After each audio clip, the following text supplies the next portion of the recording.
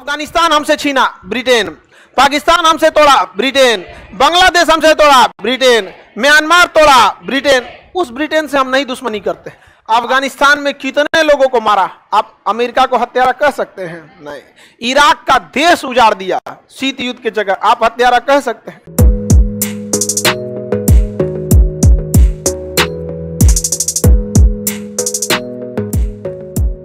America को देखिए, Britain वाले ना कभी भी जमीन कब्जा नहीं करना चाहते। वो उन्हें पता है कि उनके देश में जनसंख्या ज्यादा नहीं है, तो जमीन जितना ज्यादा रखेंगे कवर करने के लिए उतनी जनसंख्या चाहिए होगी, इसलिए वो ज्यादातर पैसा कमाना चाहते हैं। कैसे भी क्या मिल जाए पैसा, तो वो पैसा कमाना चाहते हैं, इसलिए वो जगह जगह पे कब्जा किए और वो पैसे के लिए सोचते थे। अब जैसे मान के चलिए कि आप पाकिस्तान का एजुकेशन सिस्टम पर कब्जा कर लिए, ठीक है, तो वहां दूसरा कोई एजुकेशन नहीं दे सकता है और अपनी फीस रख दीजिए 1 लाख, समझ में गया? अब ओकरा से बड़का बाजार कहां मिलेगा? कितना बढ़िया सिस्टम, यही करता था कौन? ब्रिटेन। और वहां से जो जो चीजें उठा लीजिए, भारत में आया था, यहां से कोयला ले गया, सोना ले गया, यहां से मसाला ले गया, पैक करके उसी को बेचता था, मैगी मसाला। आपसे लेगा 5 रुपया का, आपको बेचेगा 25 रुपये का। यहां से कपास खरीदेगा किलो के भाव पे और वहां से कपड़ा भेजेगा आपको 300-400 रुपये। तो ये लोग फैशन बनाते हैं लोग, और बहुत बेहतरीन ढंग से ये आपके कल्चर को खिलवाड़ करते हैं। ये जो जीन्स फाड़ने का कल्चर है ना, ये इनका 5 साल पहले की प्लानिंग थी। जब ये जीन्स फटना चालू हुआ था ना, आप गौर किए होंगे शुरुआती दौर में उसके पीछे कपड़े लगाते थे ये लोग। वो डायरेक्ट, उन्हें पता है कि किसे माइंड गेम से कैसे खेला जाएगा। जो पिछड़े देश हैं वो ज्यादा नहीं समझ पाएंगे। पहले वो आपको सबसे पहले नॉर्मल जीन्स था, उस पर रंग दिया, इतना सा रंग दिया। उनका टारगेट था कि इनको फाड़ेंगे, इनका कल्चर चौपट करेंगे, क्योंकि यहां जो था इनको। लेकिन पहली बार में जीन्स लिया था, फाड़ देता कोई नहीं पहुंचता।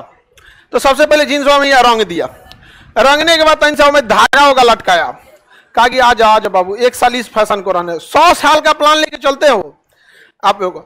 अब देखिएगा ना, इंडिया वाले लोगों को वैसा ना चौपट करेगा सब ना, कि जो भारत की संस्कृति है कि हमारे यहाँ संस्कार होता है, सब चौपट करेगा सब यहाँ पर। और उसको फाड़ दिया, लटकाया, उसके बाद उसका कपड़ा फाड़ा, उसके नीचे वो कपड़ा लगा दिया। अब बस उसको पता चल गया, आधा तो काम हो गया, बस नीचे फाड़ दिए हुए किए हैं, नीचवा कपड़ा को धीरे से हटा देना है। तो पहले हल्का सा कपड़ा हटा है, अब धीरे धीरे पूरे फाड़ दिया। बस यहाँ पे उसके हाफ पैंट पे लाएगा। सबसे पहले आपको कल्चर, किसी भी जगह का कल्चर अपना, अगर आप कल्चर एडॉप्ट है ना, तो आप उस देश से ऑटोमेटिक झुक जाएंगे, उस देश के प्रति ऑटोमेटिक। हम चाइना से इतना खफा क्यों रहता? हम उसके कल्चर को ही एडॉप्ट नहीं किए हैं, ना शक्ल से, ना खाने पीने की स्टाइल से, ना कुछ भी चीज से। लेकिन हम यूरोप के प्रति गुस्सा क्यों नहीं होते, जबकि हमें सबसे ज्यादा तकलीफ तो यूरोप वालों ने पहुंचाया। चाइना ने हमें बहुत पहाड़ का एरिया कब्जा किया, वो अलग बात है। आप जरा सोचिए, ब्रिटेन ने जिसको अफगानिस्तान हमसे छीना ब्रिटेन, पाकिस्तान हमसे तोड़ा ब्रिटेन, बांग्लादेश हमसे तोड़ा ब्रिटेन, म्यांमार तोड़ा ब्रिटेन। उस ब्रिटेन से हम नहीं दुश्मनी करते। आप कभी गौर किए हैं? वो ऑटोमेटिक आपको अपने कल्चर की ओर खींच रहा है, और इसके लिए वो क्या करता है? एडवर्टाइजमेंट का सहारा लेता है, फलाना जीन्स, ये जीन्स। और वो जो भी ना, मतलब बड़े बड़े लोग जिनको देख के आप इन्फ्लुएंस होंगे ना, उनको यही सब करने के लिए आपको क्या करेगा? देगा पर। हमारे पास एक फैशन डिजाइनर चला आया, सर आप एक बार यूट्यूब पे, आपका बहुत लोग आपको जानते हैं, ये आप बस 40 सेकंड के लिए इसके लिए बोल दीजिएगा, आप जितना कहिएगा हम उतना पेमेंट। करोड़ में पेमेंट आता ही सबका। मतलब अगर आप नॉर्मल स्पॉन्सर का रहेगा तो लाख वगैरह में रहता है, बहुत बड़ी ब्रांडेड रहेगी तो 40-50 लाख के आसपास में डील करते हैं। इतना बड़का बड़का रहा, उसमें उन सब का टर्म्स एंड कंडीशन रहता है कि इतने इतने ये करने पड़ेंगे, उस सब का पूरा लिस्ट होता है। $14 बिलियन का ना एडवर्टाइजमेंट का मार्केट है। $14 बिलियन एडवर्टाइजमेंट पे खर्च हो रहा है, इतना बड़ा मार्केट है। तो क्यों कर रहे हैं सर? आपको मरबो करेगा और आपसे प्रति सहानुभूति भी रखेगा। तनी जाके आप कुर्ता पैजामा बेच के दिखाई ना इंग्लैंड में, व्हाट इज दिस, ये क्या है ये कुर्ता पैजामा? वो तो इंदौर वालों का बहुत शुक्रिया है कि इंदौरी कुर्ता बड़ी फेमस होता है। यहाँ से तिरछा इसे चलता है बटन, देखना है इसे तिरछा बटन, बढ़िया है, हमारे अपने कल्चर में रखना चाहिए। इस ससुरा तो बहुत नौटंकी करता है सब। समझ में आ रहा है कि नहीं आ रहा है? तो आप उस ट्रैप का हिस्सा बन रहे हैं जिस ट्रैप में ब्रिटेन आपको ले जा रहा है। अफगानिस्तान में कितने लोगों को मारा? आप अमेरिका को हत्यारा कह सकते हैं? नहीं।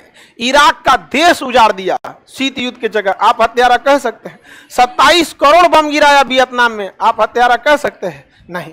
लेकिन आप अगर कश्मीर के उग्रवादियों को गोली मारेंगे तो अमेरिका इंक्वायरी बैठा देता है कि आप मानवाधिकार का क्या कर रहे हैं, उल्लंघन। और मुस्लिम देशों को लगता है कि अमेरिका कितना साथ दे रहा। अरे बबुआ, तुमको ऐस मार मारेगा अमेरिका ने, तोरा पता कहाँ है?